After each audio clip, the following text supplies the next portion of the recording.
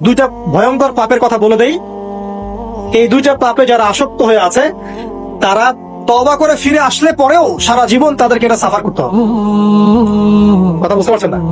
তওবা করে ফিরে এসেছেন মনে করে, তারপরেও আপনাকে সারা জীবন এই পাপের ফলটা ভোগ করতে হবে। এক, মাদক দ্রব্য দীর্ঘদিন সেবন করেছেন, তওবা করেছেন, ফিরে এসেছেন, আল্লাহ হয়তো মাফ করে দিয়েছেন, আল্লাহ পাক মাফ করে দিয়েছেন, বাট আপনি আপনার দেহের যে ক্ষতিটা করে ফেলেছেন এটা পোষাতে পারবেন। এক নাম্বার। দুই, তখন আপনি যদি বিয়ে করেন আপনি স্ত্রীকে সন্তুষ্ট করতে পারবেন না। হ্যাঁ। দুই নাম্বার হচ্ছে এই যে গোপনে যুবকরা যে পাপটা করে, মাস্টারবেশন, যেটাকে আমরা বলি হস্তমৈথুন, এই পাপ যেসব যুবকরা করছে বা করে, এবং অ্যাভেলেবেল এই পাপটা সবাই করে, কারণ এখন পর্নের যুগ, পর্ন দেখলে তো আর কোনো উপায় নাই, তখন তো এই পথেই যেতে হচ্ছে, নিজের উপরে নিজেকে জুলুম করতে হচ্ছে। যারা হস্তমৈথুন অভ্যস্ত হয়ে গেছে এরা যদি তওবা করে ফিরেও আসে, শরীরের যে ক্ষতিটা হয়েছে এটা পূরণ হবে না।